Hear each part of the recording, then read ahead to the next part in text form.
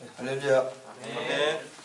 바울의 편지들은 보통 이제 바울이 설립한 그 교회에서 어떤 신앙적인 문제라든지 혹은 또 윤리적인 그런 문제들이 있을 때 그 문제를 신앙적으로 잘 올바르게 해결할 수 있도록 거기에 대해서 바울이 이제 편지를 써서 권면하고 이렇게 믿음으로 세워주는 그런 것들입니다. 특별히 이제 이 데살로니가 교회도 역시 이제 바울이 설립한 교회였고요. 이 데살로니가 교회에서 이제 문제점들은 이제 예수님의 재림과 이제 종말에 관한 그런 문제였습니다. 의견들이 분분했고요. 특별히 이제 두 가지 의견이 분분했는데, 첫 번째는 예수님의 이제 재림의 시기에 대한 문제들, 그리고 두 번째는 예수님을 믿다가 죽은 사람들도 예수님이 이제 재림하실 때 부활할 수 있는가, 이제 그거에 대해서 이제 서로 이제 의견이 다르고 교회가 이제 혼란스러웠습니다. 그래서 바울이 이거를 성경적으로 잘 이렇게 정립하고 또 신앙적으로 세워주기 위해서 그 데살로니가 교인들에게 보낸 편지가 이제 데살로니가 전서와 또 후서가 되겠습니다. 전서를 보냈는데 이제 그게 또 온전히 다 해결이 안 되고 또 몇몇 사람들은 여전히 이제 그 예수님의 재림과 종말에 대해서 오해를 하고 있었기 때문에 이제 데살로니가 후서를 이제 연속해서 보낸 것입니다.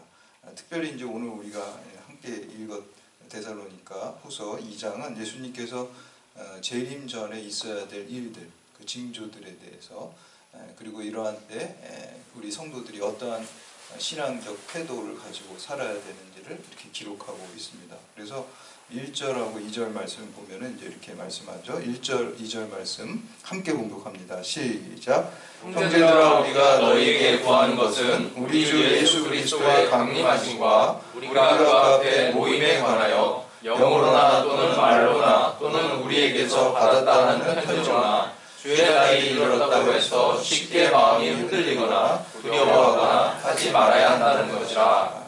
아멘. 바울은 이 예수님의 재림과 또 우리들이 주님 앞에 서게 되는 일에 관해서 거짓 교사들의 이제 미혹이 있었다는 것입니다. 그래서 특별히 이제 이때 초대교회 당시에는 이제 영지주의자들입니다. 그래서 어떤 특별한 영적인 지식을 우리가 갖는 것이 이제 구원의 조건이다. 이 사람들은 주로 이제 이런 것들을 주장하게 됩니다. 그래서 예수님의 재림의 시기는 바울이 분명히 데살로니가 전서에서 하나님 아버지만 아신다라고 이제 예수님 말씀을 인용해서 알려주었음에도 불구하고 이 거짓 교사들과 영지주의자들은 예수님이 이미 재림하셨다.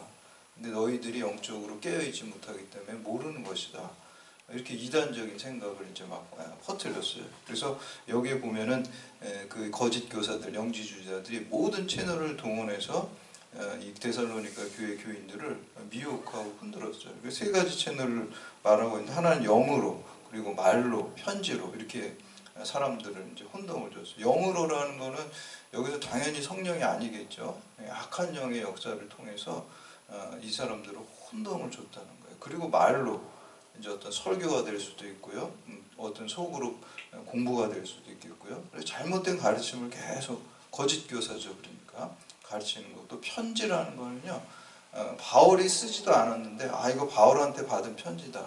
어떻게 보면 가짜 문서가 되겠죠. 그런 일이 있었다 그래요. 그래서 이러한 영으로 또 말로 또 편지로 데살로니가 교인들을 갖다가 잘못된 종말론, 또 잘못된 재림관을 계속해서 심어주는 것에 대해서 이 사도 바울이 다시 한번 이제 데살로니가 후서를 써서 말하면서, 또 그들의 말을 듣고 너희들이 마음이 흔들리거나 두려워하지 말라라고 이제 말씀하고 있습니다. 여기서 마음이 흔들린다는 것을 헬라어 원어에 보면은 샬로라는 거예요. 샬로라는 거 어떤 단어냐면은, 여러분들이 이제 배가 이제 이렇게 항구에 들어가면은 닷을 이렇게 밑에다가 내리잖아요. 그래야지 파도가 치고 바람이 불 때 이 배가 떠내려가지 않잖아요. 거기 딱 정박시켜주는 기능을 하는데, 이 살로라는 거는 이 배가 닷을 내리지 못해가지고 바람이 불거나 아니면 파도가 치면은 배가 이렇게 그냥 흔들려가지고 떠내려가는 그런 거예요. 그래서 이 사도 바울은 여기서 너희들이 그렇게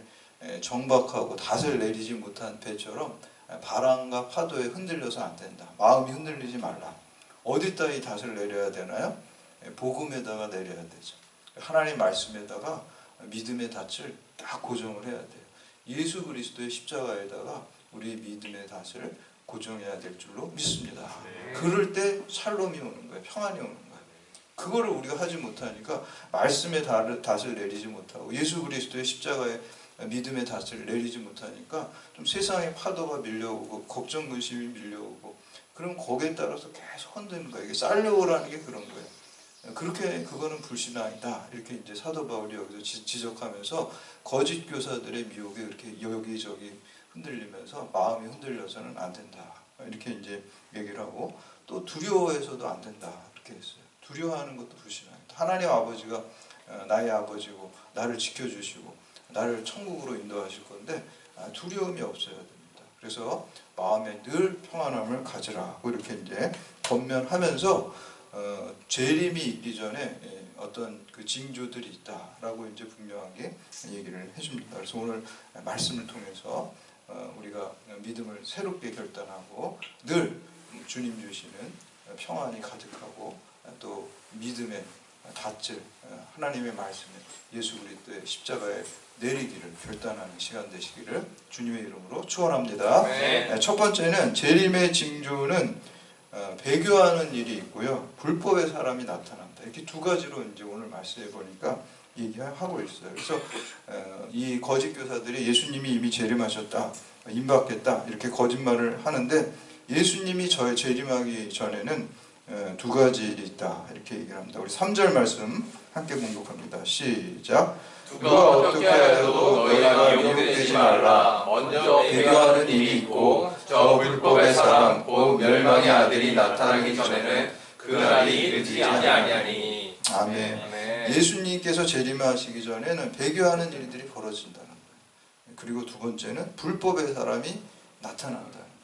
이제 이 불법의 사람이 누구냐? 뭐 이제 성경학자들은 뭐 의견이 여러 가지 이제 분분합니다. 근데 이제 어찌됐건 이제 뒤에서 제가 다시 한번 설명하겠지만 이렇게 이제 배교하는 일들이 먼저 많이 일어나는데 아마 사도 바울이 이 편지를 쓸 때는 처음에 이제 복음이 접해서 사람들이 막 예수를 믿기 시작해서 그렇게 배교하는 사람들이 많이 있지는 않았던 것 같아요. 그러니까 아직 그런 현상이 안 일어났으니까 아직 예수님이 재림하시는 그런 때는 아니라라는 것이죠.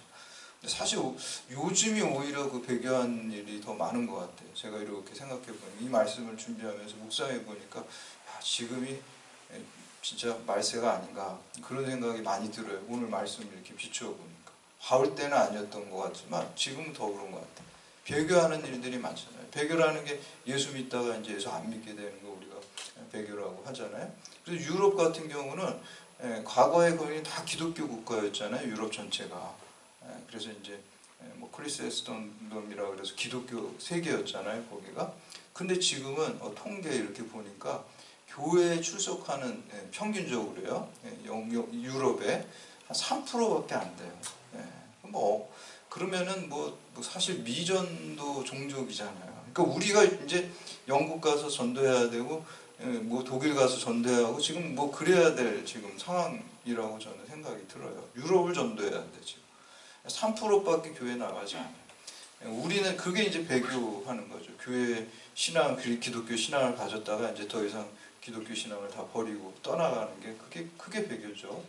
우리나라도 마찬가지. 우리나라도 이제 한참 이렇게 성장할 때는 뭐 4명 중에 1명, 뭐 더 많게 잡으면 3명 중에 1명이 뭐 전 국민의 4명 중 1명이 기독교인이다. 그래서 뭐 25%다, 뭐 30%다, 뭐 이런 통계들이 있었단 말이에요. 근데 지금은 안 그래요. 지금 이제 통계청 이런 데 보면은 20%, 19% 막 이렇게 이제 쭉쭉쭉 떨어지고 있어요. 그게 사실 배교하는 일이에요. 배교하는 게 별게 아닙니다. 예수 믿다가 안 믿는 게, 예수님의 도를 떠나는 게, 십자가를 떠나는 게 배교하는 거예요. 그럼 오늘 사도 바울이 말한 이 재림의 징조, 예수님이 이제 재림하시기 전에 이런 일들이 벌어진다는데 지금 배교하는 일들이 많이 벌어지고 있다는 거예요. 그리고 이제 이 재림의 또 다른 징조는 이 불법의 사람이 온다. 여기 설명이 곧 멸망의 아들. 이 사람이 누굴까? 이제 불법이라는 게 이제 헬라어 원어에 이렇게 보니까 아노미아스라는 그 단어를 쓰고 있더라고요. 근데 아노미아스라는 거는 우리가 이제 아노미 현상, 뭐 두르켐인가요? 사회학자가 아노미 현상 뭐 이런 거 얘기할 때 무질서, 무규범 상태를 이제 우리가 아노미라고 하는데 바로 이 아노미의 어근이 되는 게 오늘 말씀의 아노미아스예요. 그러니까 법을 아예 지키지 않고 그런 사람이 나타난다라고 하고 있어요. 또 다른 버전에서는 요거를 하마르티아스라고 합니다. 여러분 죄라는 단어 들어보셨잖아요. 하마르티아, 관역에서 벗어나. 죄라는 것은 하나님이 뜻하시는 그 길에서 벗어나는 게 그게 다 죄인 거예요. 사실. 우리가 도둑질하고 뭐 간음하고 이런 걸 죄라고 그러잖아요. 근데 그 자체가 죄가 아니라 사실은 그게 하나님 뜻에서 벗어난 거기 때문에 죄가 되는 거예요. 사실은.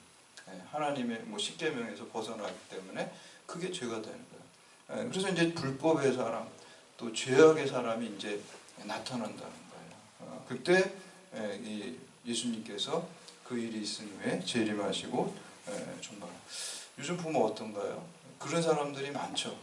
불법의 사람, 죄악의 사람들이 더 지금 많아지는 것을 볼 수가 있어요. 그러면 오늘 말씀이 이렇게 데살로니가후서 2장 말씀에 비춰보니까 이 당시보다 지금이 오히려 더 예수님 다시 오실 날이 멀지 않았구나 그런 생각을 갖게 됩니다. 그래서 이 사람을 바로 이제 적그리스도다 이렇게 이제 얘기를 합니다. 그래서 4절에서 이렇게 이 불법의 사람을 부연 설명하고 있습니다. 4절 말씀 함께 봉독합니다. 시작. 그는 대적하는 자라 신이라고 불리는 모든 것과 숭배할 만한 것에 대하여 그 위에 자기를 높이고 하나님의 성전에 앉아 자기를 하나님이라고 내세우느니라.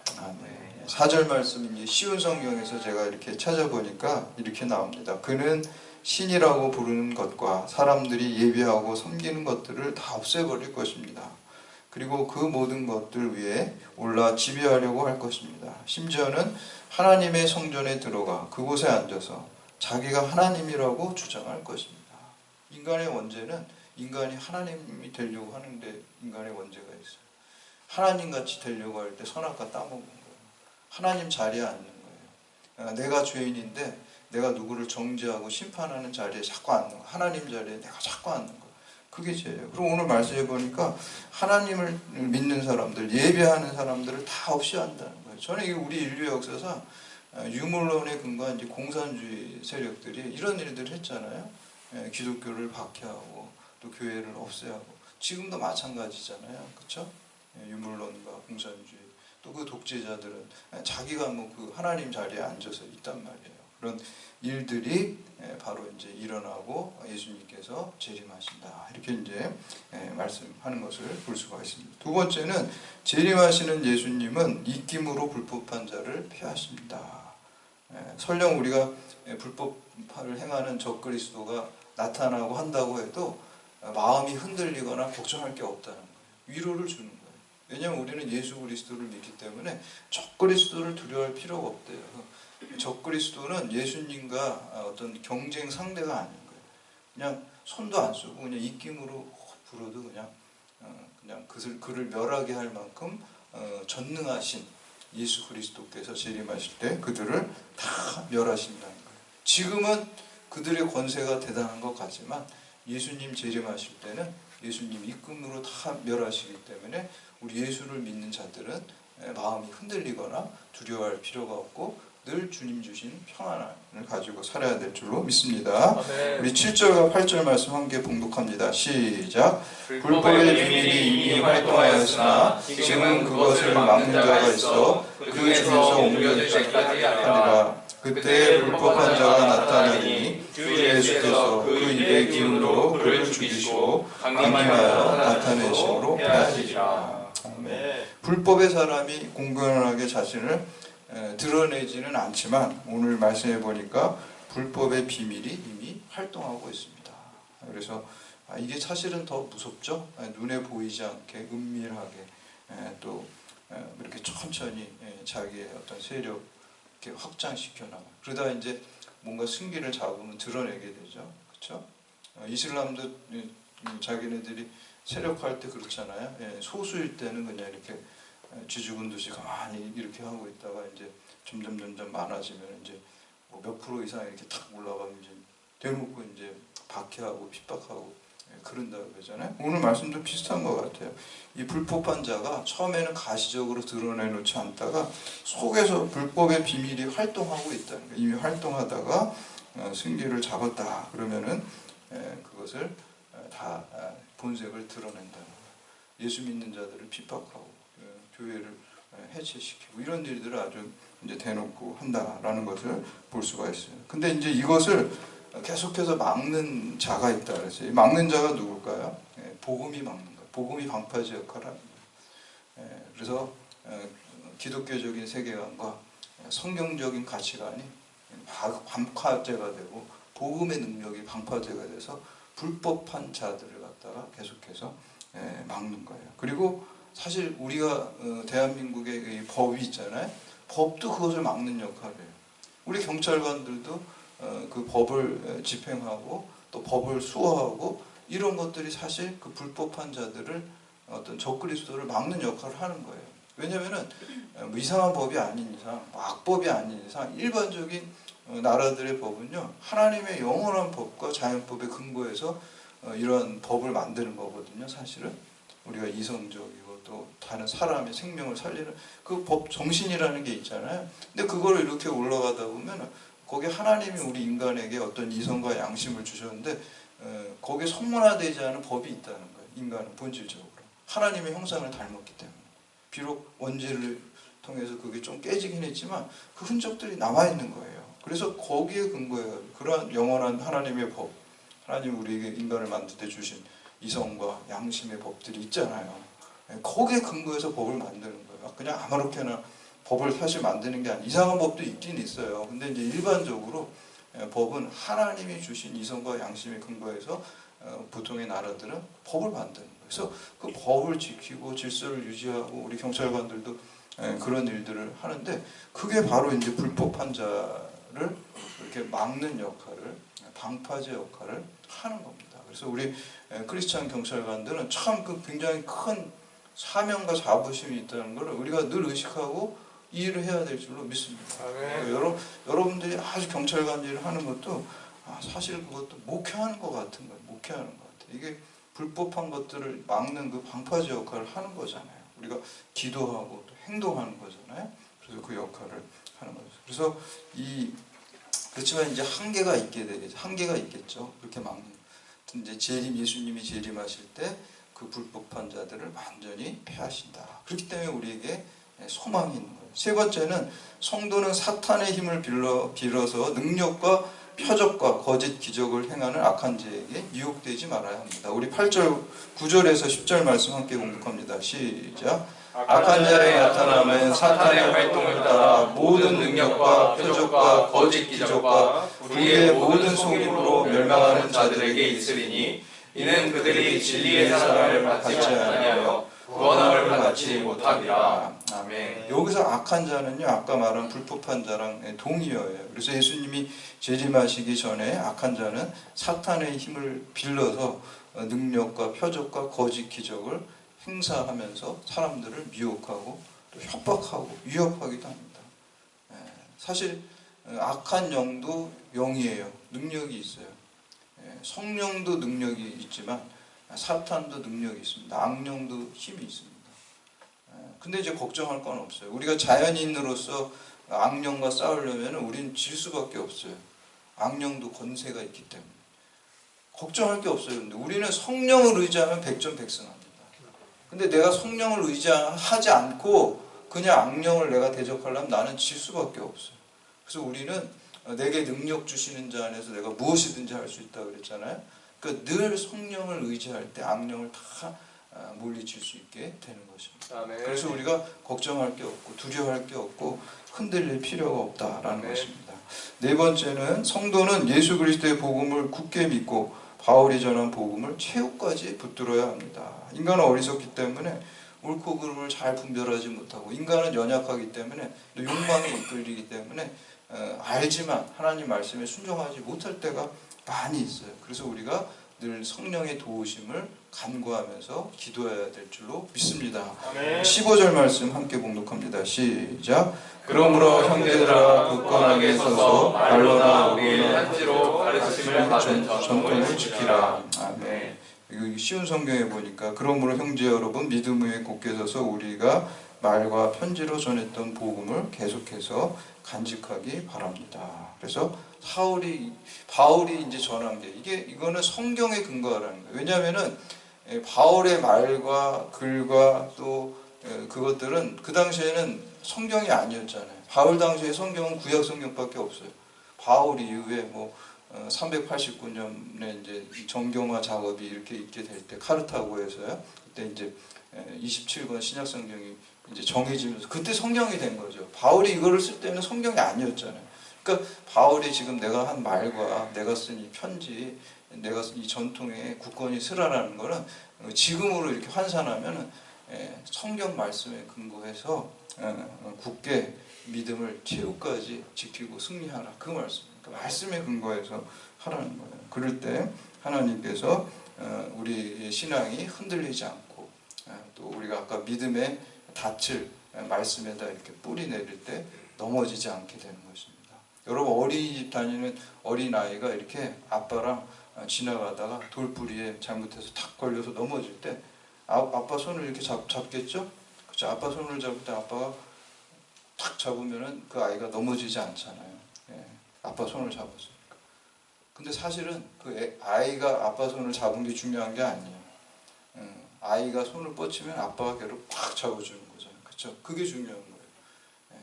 내가 손을 뻗치면은 어린아이는 손이 힘이 없기 때문에 잡아도 걸려서 넘어지면 그 놓쳐서 넘어질 수밖에 없어요. 그러나 그 어린아이가 아빠한테 손을 뻗칠 때 아빠가 그 손을 꽉 잡아줘요. 그냥 큰 권능의 힘으로 그냥 꽉 잡아주면은 얘가 넘어지지 않는 거예요. 마찬가지예요. 우리가 이 세상을 살아가면서 여러 가지 풍파와 파도와 장애물에서 우리가 넘어질 수밖에 없는 그러한 존재지만 우리가 기도에 손을 들어가지고 하나님을 잡고 십자가를 잡게 되면은 하나님 아버지께서 권능의 오른손으로 우리의 손을 꽉 붙잡아 주실 줄 믿습니다. 아멘. 하나님 아버지의 손에 붙들면 모세가 기도의 손을 들었을 때 하나님께서 그 손을 잡으신 거예요. 그 잡으시니까 그 여호수아가 그냥 전장에 나가서 승리하는 것처럼 우리가 항상 기도의 손을 들 때 하나님께서 우리의 손을 잡아주시고 우리를 최후까지 승리로 이끄실 줄 믿습니다. 아멘. 그래서 저는 우리 교우들이 진짜 우리 조지 뮬러 같이 조지 뮬러 기도의 사람이잖아요. 5만 번 기도의 기적 이런 하고 또 이제 E.M. 바운즈라는 목사님이 있어요. 그 목사님도 기도의 사람이 유명한. 그래서 저는 우리 교우들이 항상 쉬지 않고 기도해서 우리 경찰대학의 대한민국의 조지 뮬러, 대한민국의 E.M. 바운즈 같은 그러한 기도의 사람이 되시기를 축복합니다. 기도할 수 있다는 게 얼마나 중요합니까? 여러분 기도는 내가 구한 대로 이렇게 되고 저렇게 하는 것보다 더 중요한 거는 기도는 호흡이에요. 숨 안 쉬면 죽습니다. 제가 지지난주인가요? 우리 교회학교 어린이들한테 설교를 하는데 우리 교회학교 어린이들 얼마나 수준이 높으냐면 기도는 호흡이라 그러니까 그럼 기도 안 하면 뭐가 죽냐 그러니까 영이 죽는데 여운이가 그러더라고. 야, 걔가 수준이 그렇게 높아요. 교회학교 영이 죽는데 기도를 하는. 맞는 말이죠. 영이 죽어요. 영이 죽기 때문에 우리가 기도할 때 기도를 해야 되는 거예요. 내가 구한 대로 되고 안 되고는 중요한 게 아니에요. 사실은 내가 구한 대로 내 욕망대로 가면은 그 끝에 지옥이 기다리고 있고요. 물론 내 뜻과 하나님 뜻이 일치해서 그 구한 대로 될 때도 있지만 하나님이 이끄시는 대로 가야 천국이 될 줄로 믿습니다. 아멘. 영이 살아있는 거예요. 내가 기도할 때 쉬지 않고 기도할 때 예수 생명 안에 거하게 될 줄로 믿습니다. 예수 생명으로 살게 되는 거예요. 그래서 우리가 쉬지 않고 기도해서 최후 승리를 누리고 또 이 복음을 널리 전파하시는 사명을 잘 감당하시는 여러분들 되시기를 주님의 이름으로 축원합니다. 이제 이 시간에